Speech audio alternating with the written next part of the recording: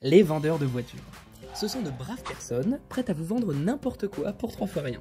Vous êtes toujours le client hors du commun, celui à qui on fait profiter exceptionnellement de cette remise qui est sympathique. Après tout, il n'est pas obligé de le faire, comme il vous dira. C'est vrai qu'il n'a aucun intérêt à vous vendre un véhicule puisque c'est son métier, rien de plus logique. Le monde des voitures, un brin sexiste et aux grandes dames de la jante féminine, il faut dire un peu beau.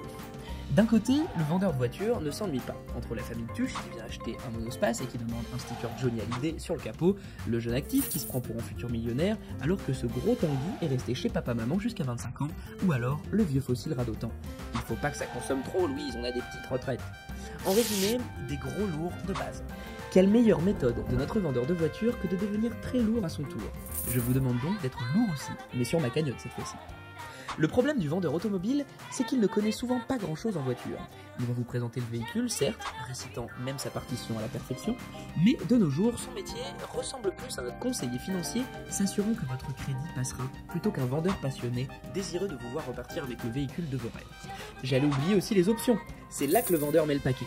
Chacune de ces petites choses coûte un bras et sont souvent parfaitement inutiles. Mais comme dit l'adage, tout ce qui est inutile est forcément indispensable. Vous n'aviez pas pensé à ces superbes sièges chauffants que vous n'utiliserez que 2 fois par an car vous vivez au Pays Basque et qu'il fait là-bas 20 degrés toute l'année? Ou alors ce superbe GPS intégré mis à jour alors que votre téléphone fait tout aussi bien gratuitement à quelque chose près? Vous avez envie de vous sentir aimé, désirable, et le vendeur le sait bien et avance ses pions tel que Kasparov l'aurait fait.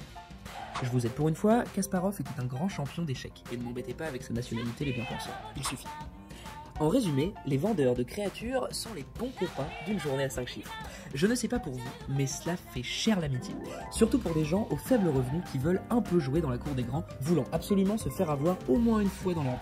Au moins, ils le feront avec panache. C'est tout à leur honneur. J'apprécie ce courage. Je vous demande donc d'avoir la même fascination pour la pédication. Vous irez voir la définition, en participant à ma cagnotte.